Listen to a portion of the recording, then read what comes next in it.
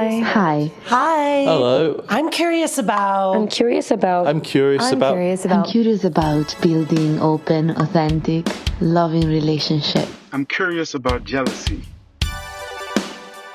I'm curious about polyamory. Does it just mean that you're fucking all the time? How can I tell my parents that my partner is already married? I'm curious about How do you know when you're too busy to have another relationship? I'm curious about dominant and subordinate relationships. I'm curious about sexual health.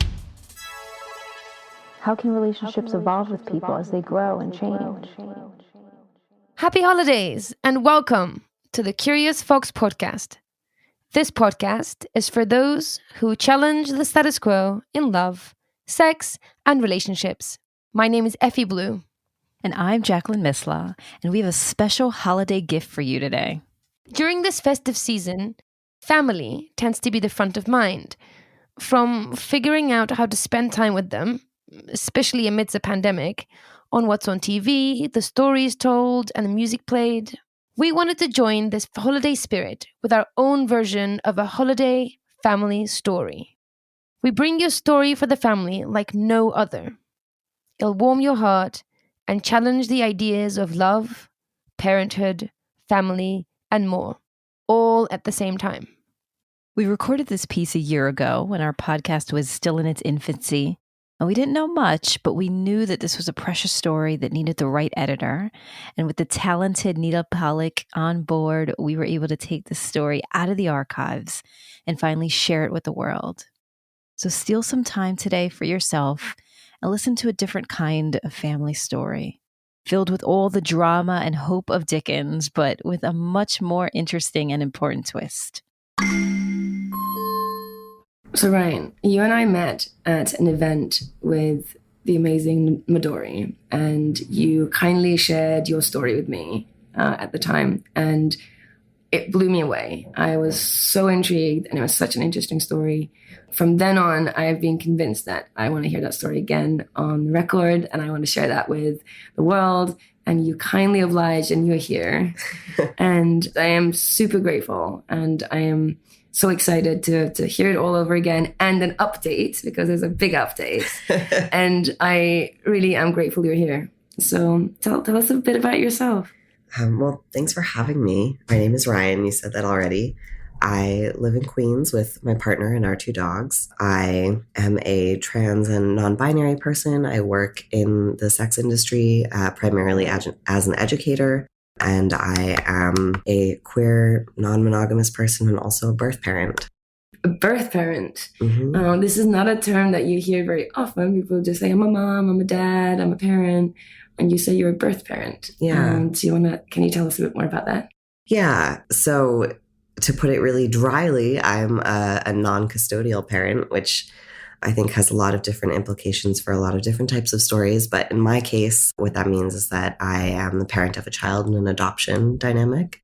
Our adoption is super open, so I'm very close to my son and his parents and their extended family, and they're very close to mine, and we see each other really frequently. And I guess we'll get to this part in the story, but have talked a lot about, how to expand our family and continue to build on that dynamic and integrate it, which I think is really unique in adoption. Adoption is really complicated. It's not a family dynamic that folks talk a lot about. Like you said, the term birth parent, not very familiar, although I'm sure that we've all heard of adoptive parents.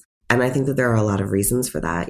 Birth parents, there's a lot of stigma around what leads one to become somebody who places their child in an adoption. And also the narrative, what little narrative there is around adoption, as far as the birth parent is concerned, frequently kind of stops at the point of adoption. Partially, I think, because we have a long history of participating primarily in closed adoptions where there's no contact between the birth parent and the adoptive family, and also just because it's a challenging position to be in.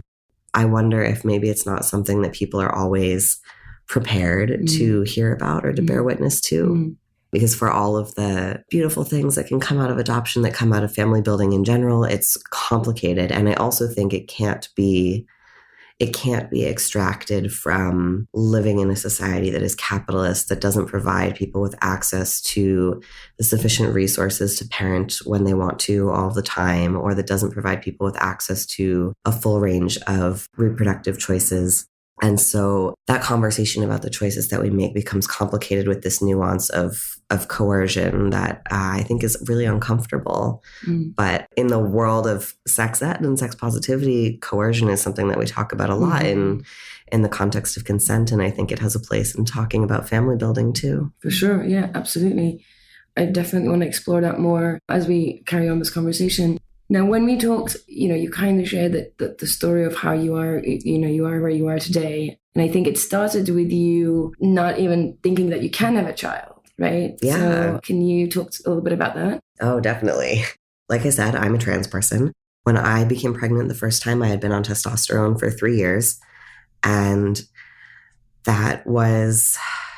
let's see, it was 6 years ago now that I got pregnant, which means it was almost 10 years ago when I started taking testosterone, which was a very different time for trans people in the medical industry. And I started taking testosterone when I was 18, and I went to an informed consent clinic, meaning I did not go through months of therapy or a letter of recommendation or a psychiatric evaluation. I went to a doctor who had me sign off on the possible side effects or risks of taking testosterone, and then I got it. And in that conversation, in that consultation, one of the things that they told me was to expect that going on testosterone would mean that I would not be fertile and that I wouldn't be having biological children, which was a complicated and difficult thing to hear. I've always wanted to have kids. I come from a really big family. It's really normal to me to be surrounded by a lot of young people and have a role in caretaking with them. My family had a very communal approach to sort of raising each other when I was growing up, and a lot of contact. So that was really hard, but that was what I was told by the doctor. And so that's what I thought was true. And I wasn't having cycles while I was on testosterone. I didn't have really an indication that I might be fertile. And so I went about my life. And we moved to New York in maybe 2010 or 11, my current partner and I. And my partner is also trans, and we have the same genetic material, so we can't conceive of children by accident, but we're not monogamous. And there was someone that I was playing with, and I was 21. We were living in New York City. I was seeing somebody, and sometime after Hurricane Sandy, I remember writing a final paper for one of my classes, and my chest just hurt so much, and I didn't know why, and I was getting really sick. I didn't know what was going on, and lo and behold, I was pregnant. Oh. Yeah. Wow. Yeah. It was a shock to me. It was really confusing because I was just sort of getting to this point where I had been on testosterone long enough that I was starting to be read as the gender that I was trying to present to the world, that I didn't immediately have to disclose my trans status to everyone in order to be engaged with the correct pronouns. Things were really starting to get easier in that realm. And then I was pregnant. And I was really conflicted about what to do about it at first. My partner and I were not ready to have or co-parent kids at that time. The person who fathered my child told me if I did not have an abortion, they never wanted to see or hear from me ever again, and they did not want it to come back to them. That was when I was about 8 weeks, and that was the last conversation that we've ever had. And I didn't want to have an abortion. I thought that it made the most sense at the time, and I began the steps of going through that process just because I didn't really think there were other viable options, and I couldn't go through with it. Having received that messaging that I would never have children, that I wouldn't be a parent, I felt like that might be my one opportunity, and I didn't want to miss it. And so I started to consider adoption. Can I ask what were that when you found out that, I imagine you took a pregnancy test, right? I took several. Another one. Yep. So eventually when you then took your 10th and it was confirmed that you were pregnant, what were as you were doing the tests, like in that moment, in that rawness, what was going through your mind? Oh my gosh, so many things. On the one hand, there was definitely a undeniable part of me that was so excited and relieved and surprised because I didn't think that was ever going to happen. And God, against all odds, it was happening. I was not fluid bonded with the person that I was playing with. It shouldn't have occurred by all statistical measures, and it did. And so part of me was just really in awe. Part of me felt a tremendous amount of guilt. I felt that I had betrayed my partner, who I knew that I wanted to have kids with, who I knew wanted to have kids with me, and who I have struggled alongside with this reality that we can't just decide to have kids, and that will be a challenging thing to figure out, and that it will never happen by surprise for us. And I knew that that was going to be something that was difficult to hear and to process and to live with and to bear witness to really closely. And so I felt really bad and kind of ashamed and just really deeply conflicted about that. Yeah, I give my partner a lot of credit because their very first response to me was everything is going to be okay. Yeah, they were really sweet and really supportive. And then after a couple of days, we started to dig into everybody's feelings. And also, both of our identities have been really kind of fluid and fluctuated over the years. But at the time, they were really exploring their identity as a gay man, and most of their other partners were cis gay men. And my partner is very masculine presenting, and the prospect of what was going to happen to my presentation and my body and what was going to change and how our dynamic was going to be perceived by other people also started to become a factor. And I was scared, and I was really scared. I mean, oh God, we were young and we were broke and we were queer, and I didn't know a whole lot about adoption. I had seen Juno. I knew that open adoption was a thing, but I wasn't sure what the process would look like for me as a trans person, as someone who conceived on hormones, to try to find a match. And it turned out that there were a lot of people who didn't want my testosterone baby, who is perfect, by the way. But yeah, it was a really big mix of emotions.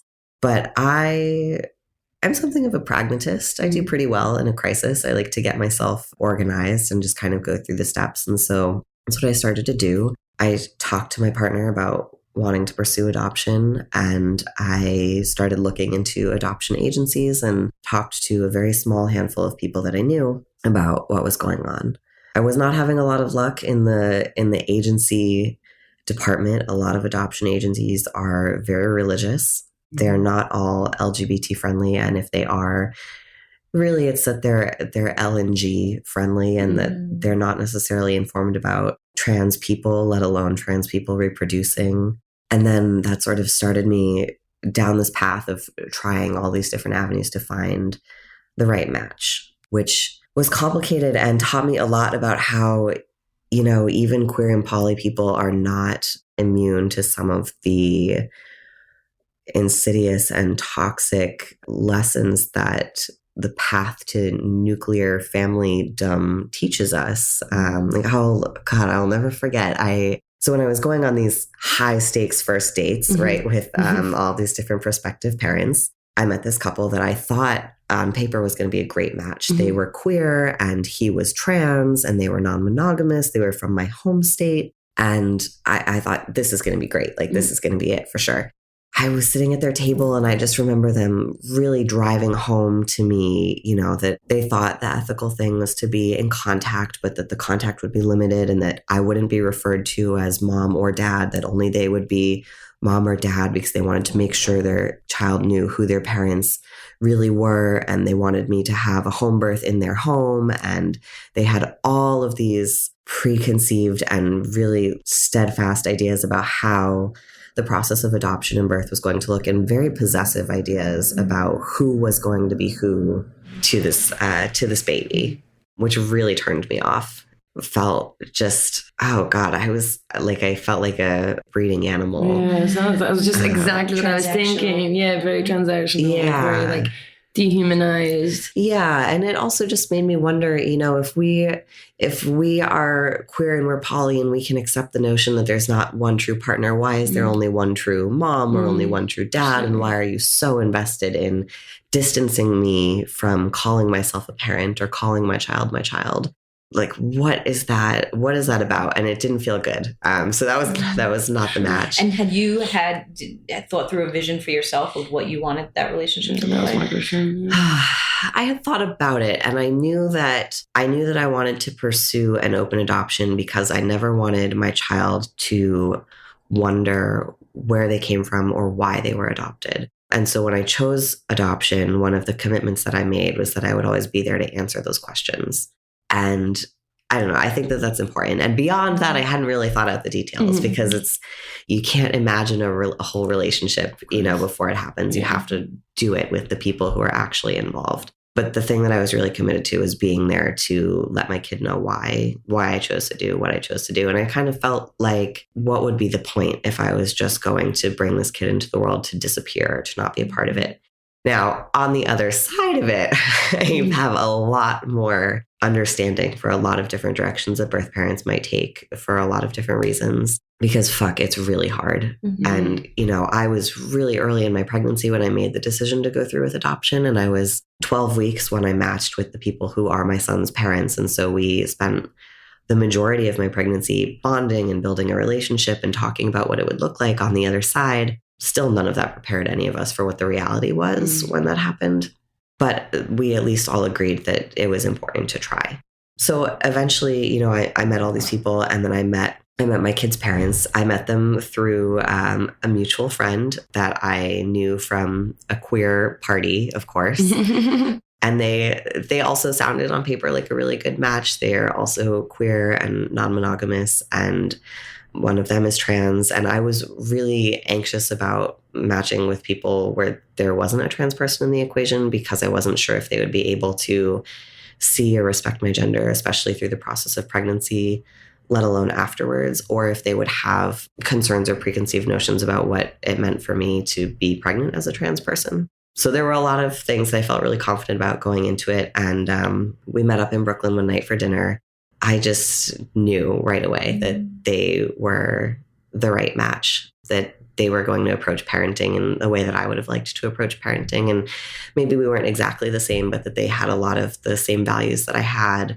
And that they were also committed to being in touch together. And also I felt a lot better about the way that they approached the conversation with me, which was to ask a lot of questions about what I thought I might want, or what I might want my role to look like, with a lot of openness rather than being prescriptive about what would be available to me. Like, they really seemed invested in collaborating and approaching it as ethically as possible to respect me as a part of the process, which felt really unique and really important.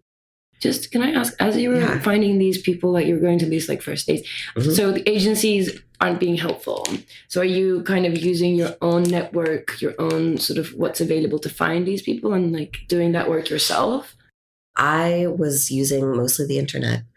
Prospective adoptive parents build websites all about themselves. It's like, and there are a few websites that are almost like Match.com, but for adoption, and you can just scroll through hundreds of profiles of prospective parents and then connect with them to meet. Yeah, the agencies they can help you to match. They also have their own books of families that you can kind of look through until you find someone you think you want to meet.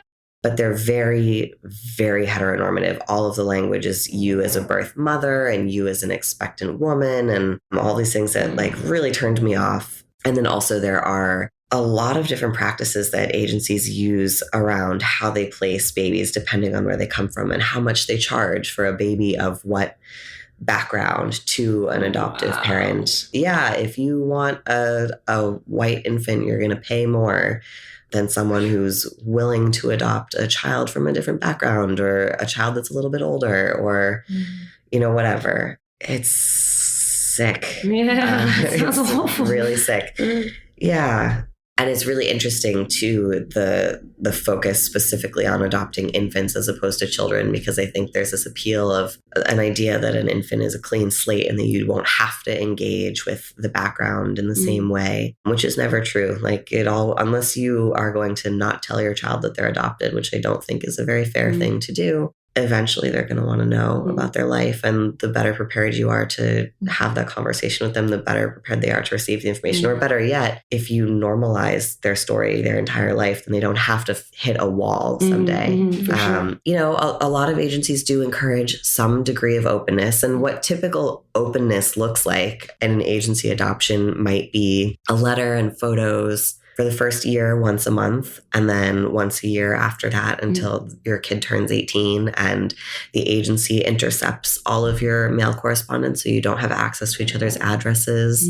You might not know each other's last names. You might have a facilitated visit once a year.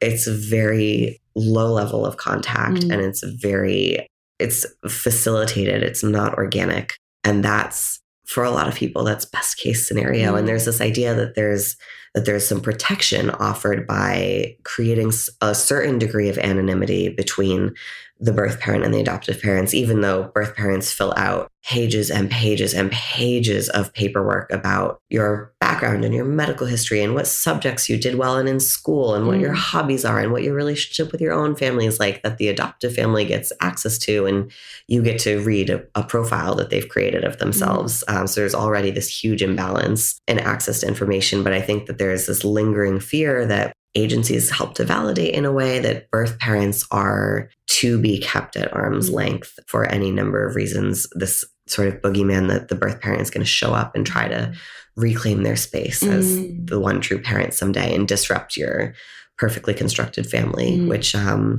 don't think is usually what's going to happen. Right. It's just this myth that we create for ourselves. It's just not true. Yeah. It's not viable. Right. Rules rooted in fear. Right. Exactly. Right. Of trying to prevent something that you're just not, like a reality. You're trying to prevent a reality from happening in front of you. Yeah.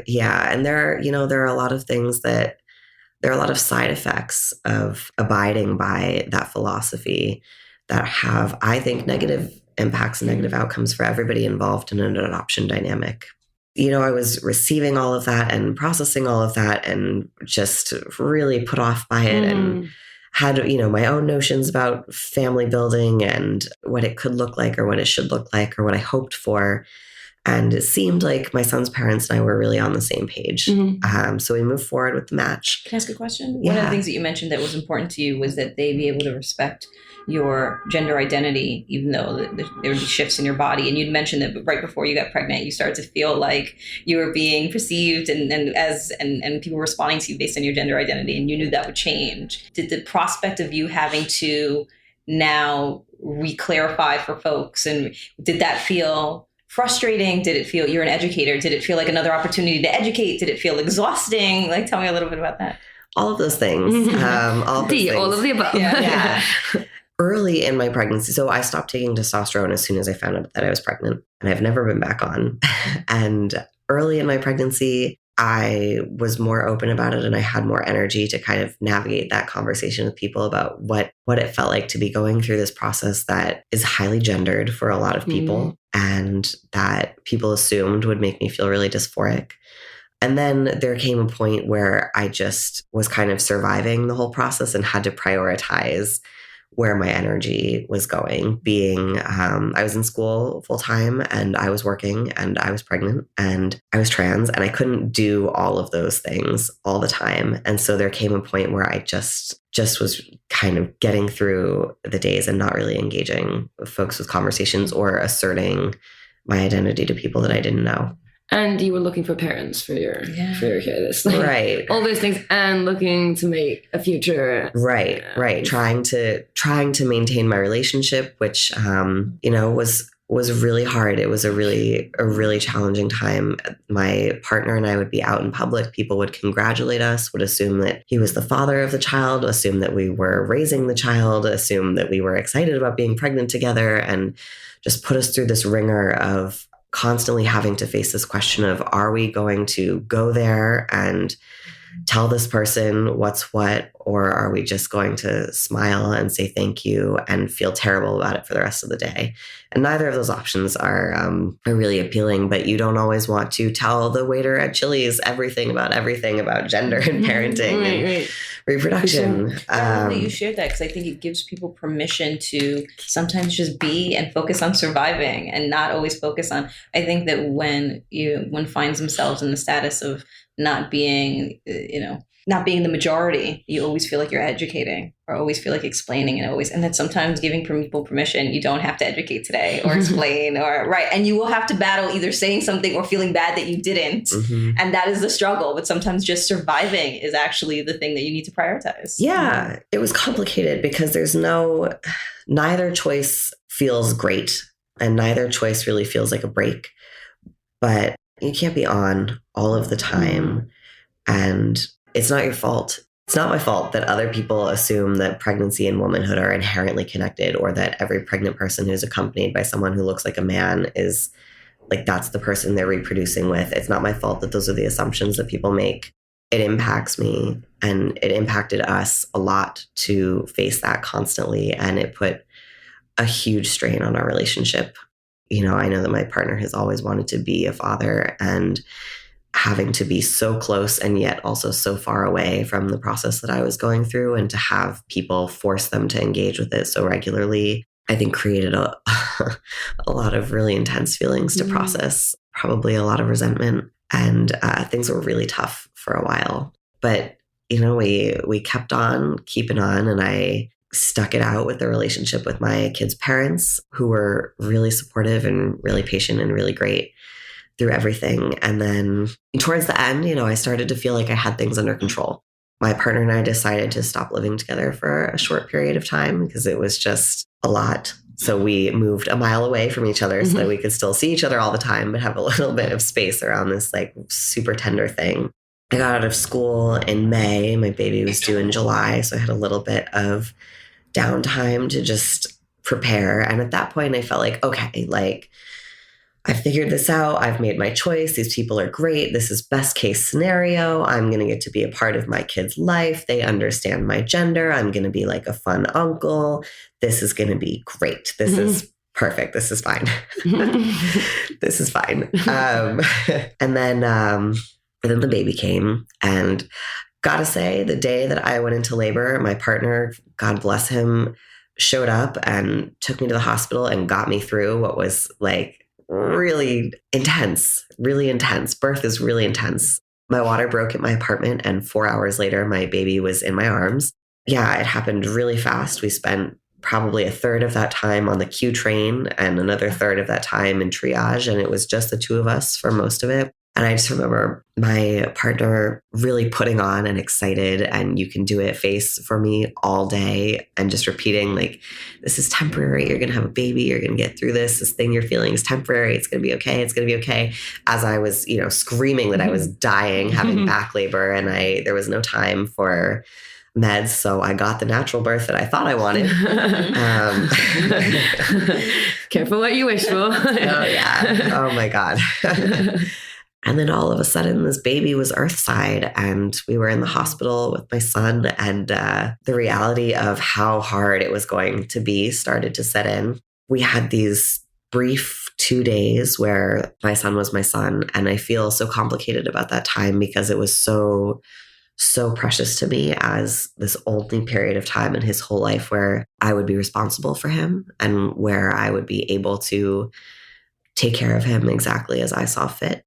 And I have really tried to divest from feeling possessive about other people and from approaching love in a possessive way. I think, you know, like we make a point to practice compersion and to be happy to see the people that we love receiving love. And when it comes to kids, I think the more people that are around to take care of them, the better. And also there was this huge vulnerability in signing these papers that said, what happens after this is not up to me. So we had these really intense couple of days together. And then my son went home from the hospital with his parents, and I went home by myself. And even though, you know, we had a super close relationship and lots of contact, and I was breastfeeding, so I saw them really frequently in the beginning, it was really hard. It was just, I mean, there's, you know, so many chemical things going on in your body that your body wants you to be close to your baby to help alleviate some of that pain of your uterus contracting after birth or all of the other things that hurt. And I didn't really have any of that. And I was just kind of sitting with this physical recovery and this reconciliation of my child is out there and is well, but is not with me, is not lost, but is lost to me. And feeling like I knew that I made the right choice, especially as I was alone in my like messy little apartment and definitely did not have the resources or the capacity to parent a child, let alone the way that I would like to. I felt that it was right. And I also felt that it was so unfair. Like if circumstances were different, if people really had access to the kind of resources that it takes to parent a child, would I have made a different decision? Probably, but that's not the world that we live in. And so I was just kind of stuck, and I was really sad for A long time. The adoption agencies, they send you these packets about what to expect. And one of the things that they had said was that you should expect to cry every day for the first year. And before my son was born, I was like, that's nonsense. I'm so happy with this decision. This is best case scenario. We're so close. I'm going to be fine. This is great. I feel so good about this. And then, oh my God, not only did I cry every day for a year, I cried many times every day. I started wearing sunglasses in public because I would see other people with children and just hate them and resent them and envy them. It was tough. There are not really outlets for that specific process. It's hard to find other people who can relate to going through something like that. Yeah. How did you find places to? Or did you? Yeah, right. I didn't really. I had a really great therapist, thank God. And I did start talking to one person who had also gone to NYU, which was where I was going when I got pregnant, and who had also pursued an open adoption and had more than usual contact with her kid. And so we started emailing a little bit, and we met up for lunch, I think a couple of times. And it was really, really great to meet and talk to someone who just instantly understood the things that I felt, which were complicated. You know, I started to have these feelings towards my son's parents that on the one hand were so grateful to them for continuing to include me and making this effort, and who were inevitably witnessing my pain. Like I would go to visit them, and when it would be time to leave and to hand my baby back to them and go home, I would just lose it. And there was no stopping it. Like there was no hiding it. I could not control it. And so they had to see me cry a lot in the beginning, and they didn't shy away from it or ignore it, or, you know, they didn't try to pretend that that wasn't happening, which I really appreciate because I'm sure it must have been really difficult, especially in those first 30 days. In New York, you have 30 days to change your mind, essentially, before the termination of your parental rights becomes irrevocable. Those first 30 days were high stress for all of us. I know that even though they never asked me for reassurance, they never asked me to make it okay or to make it easier for them, even though they saw me struggling. And I knew that it was obviously stressful for them. And I'm sure that they wondered if this child that they had also fallen in love with and were caring for was going to be a loss for them too. And we all just had to kind of like tango with these like really intense emotions while also trying really hard to maintain a positive relationship with each other to just like get through that time. And so I was so appreciative of them for coming to see me and making space for me and allowing me to feel all of those really uncomfortable things. And also there was this little part of me that just hated them so much at that time because they had my kid and I didn't. And I missed him. And I would go to their house and see them being a family and see them parenting, or we'd be out and about and they'd be holding the baby, and I would just see them having this family that I couldn't have, but was so close to, that it was just like really, really intense. But we got through that time somehow. God bless them.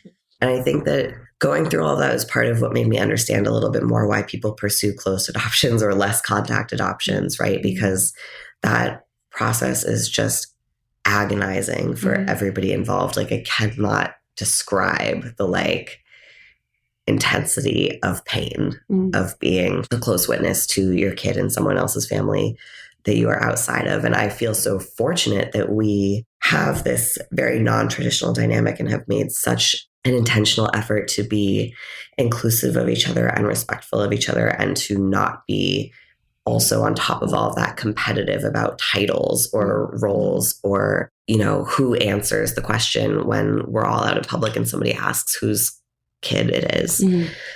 I can really understand people wanting to create some like space around having to go through that. At the same time, I think that it has made us really, really close. I have, you know, a level of openness with them that I don't have with some of my biological family. I feel like I can really, really trust them whenever we have anything to talk about or figure out that might be difficult in any way. I have this much deeper trust now that we're going to continue to do this thing through the years, however hard it gets. Because after those first 30 days, you know, there came that point where okay, like now birth certificate has been reissued. I'm not on it. In the eyes of the state, I don't exist to this child. There's really limited precedent for enforcing contact agreements in adoption. And then I started to live with this fear of, maybe one day they're going to move to Canada or something and they're just gonna be like, sorry, bye, or just not want to do this anymore because it's hard. And one of the things that, is nice about having brought the experience of being non-monogamous into this family situation is being pretty practiced at having conversations that are hard and are laborious and seeing that there are benefits to that on the other side, and that being willing to engage with someone else's feelings and explore the fears and the what ifs, and to actively be thinking about them in the choices that you make and in the way that you engage with another person, and to not run away from those things. Like, there are real payoffs to that. Like, now we have this dynamic where I see them every month and we're really close, and my kid knows who I am. And that's all, I want to say that's all worth it. So yeah, I never want to decontextualize this whole process from the state that we live in, where the scope of choice is limited. And that is a real thing that I'm never going to like extract from the situation. But it is what it is. It's not their fault that I was poor, that this is the world we live in. And so given all of that, it really does feel like best case scenario. It really does feel worth doing all of that. Tune in next week for the part 2 of Ryan's journey and find out about the final twist in this riveting and inspiring story. If you want to connect with community and tune out to some of that holiday noise that may be around you, then find us on Instagram and Facebook at We Are Curious Foxes. While you're there, you can click on that blue follow button, stay connected, and join the fun. And since you're already on your phone, you might as well go onto this podcast app and like or follow or share the podcast. It's so easy, and it really makes a difference for us. It allows more people to have access to the stories that we're sharing and to consider the different points of view that challenge the status quo in love, sex, and relationships. You can also find us on Patreon at We Are Curious Foxes and become a supporter of the Curious Fox community to get access to exclusive events, podcast extras, and a lot more. This episode is produced and edited by the one and only Nina Pollock, who cares as much about telling the story as we do, and added her magic touch to make it just right. Our intro music is composed by Dave Saar. We are so grateful for their work, and we're grateful to you for listening.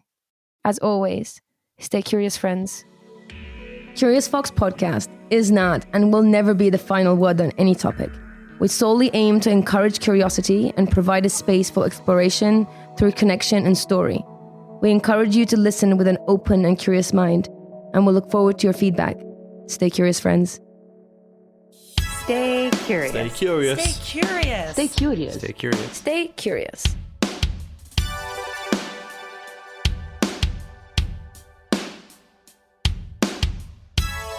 Stay curious.